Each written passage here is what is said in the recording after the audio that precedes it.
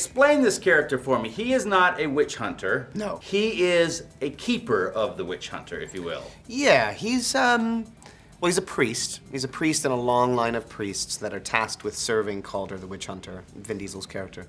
So he's kind of an assistant. He's someone that does all the work in the background to make sure that Vin's character has the information that he needs to track down the sort of black magic practicing witches that we need to keep away from humanity. I feel like... Does that explain it? Yeah, I feel like the previous Nolans could not really emphasize how big of a job this is for him. Yes. Like, there's really no way to explain it. Like, even if you sit down and say, it's a pretty hefty job. It is a hefty job. And then you get in there and you're like, oh. Yeah. And, you know, my character comes into his position right when a lot of things start to go wrong.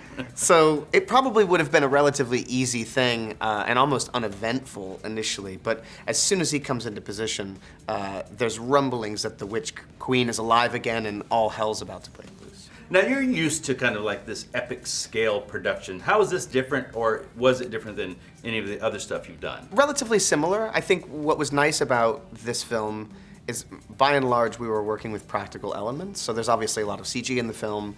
That can't be helped, but we had massive sets that were built. We had elements that, I mean, even the sort of monsters, or this monster towards the end of the movie that we see, the Sentinel, we had that on set and we could sort of see it. So in a way, it made art, I mean, it always makes your job easier when you're surrounded by the elements that are meant to be there.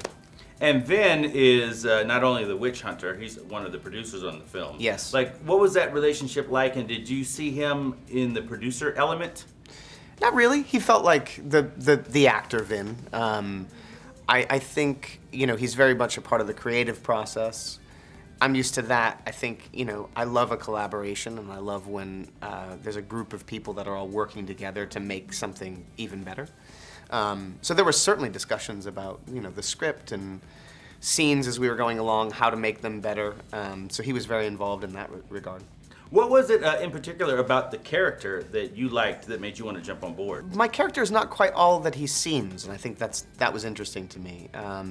He has a pre-existing relationship with witches. They, you know, you come to find out that they killed his family, and it really informs on who he is. So he's very distrustful. And there's just layers that he doesn't necessarily reveal right away, and I found that interesting. Vin's character has been cursed with the curse of immortality. Yes. In reality, do you think that would be a curse, or would you welcome something like that, immortality, in the real world? It's a tough one. I've always fantasized about it, but it really seems like it comes at a cost. I think, you know, you couldn't form any real lasting relationships because those people would always pass you by. I don't know that I could do it unless I could bring my family and friends with me into the realm of immortality. I think it could get very lonely. I feel like the first 400 years could be fun. That's awesome. And then after that, you're like, the last 400. Geez, God, this what a thing. bore. When will this end? But then the 20th century, imagine that if you're Calder, you're living, you know, these 800 years, and then the 20th century hits. Wow. Boom. Like the changes that occurred so quickly. It's pretty awesome.